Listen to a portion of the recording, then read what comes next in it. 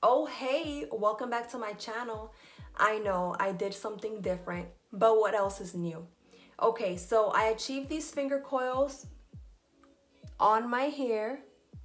This style took me, I would say like 45 minutes, but keep watching and I'll tell you the products that I used and some tips and techniques as to why I think finger coils are so great.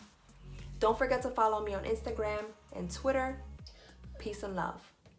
Did I tell you this was a collaboration video? Her name is Jackie, that's my girlfriend, and I'm actually going to use her finger coiling technique to style my hair.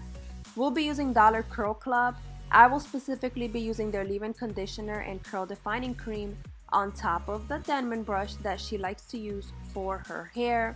She loves finger coiling, and I haven't done it since I transitioned. So I said, you know what, let's give it a try. So I am just applying the leave-in conditioner and then I'm going to go in with the curl defining cream just like she does and just apply that all throughout my hair. So let's get started. I knew this would take a while, but I was determined to finish. So to begin, I am just using the diamond brush to make sure that all of my hair in that section is detangled and all the product is evenly distributed throughout that entire section. Now, when it comes to finger coiling, I just wrap it around my finger nice and tight, but I actually wrap and wrap and wrap, as you can see, until all of my hair is coiled and then I let it go.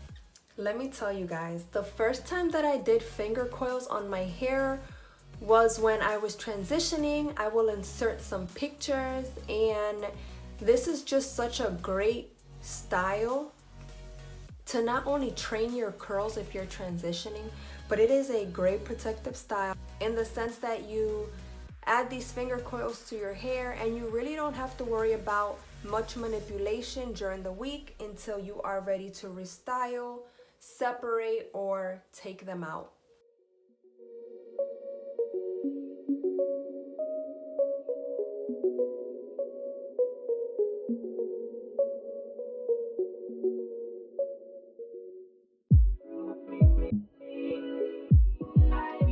Something I'm doing different in this clip is just twisting until you can see that the root is actually getting coiled.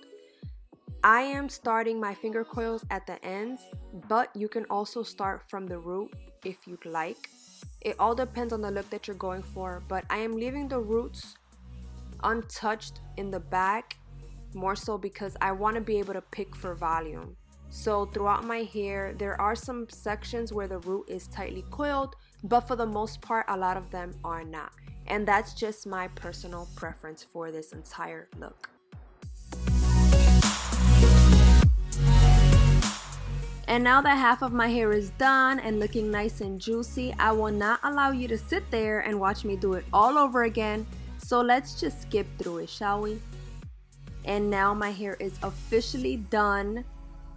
I just love how this looks. I love how it came out. But I really love the benefits of finger coiling because, again, if you're transitioning, it is a great way to mask both textures, but it is also a great way to train your curls. You do finger coils and you literally don't have to touch your hair for like a week or more.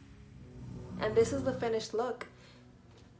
As you guys can see, my finger coils are really nice and juicy. I am just super happy with how they look. I don't even want to touch them. Am I going to separate? I highly doubt it. I think that these will shrink up some more once they are fully dry, but I will definitely turn around so that you guys can see what the back looks like. Now, be advised, some of my finger coils, I didn't twist the root just because I really want to pick for volume either when they fully dry or a day later. Personal preference, so just letting you know.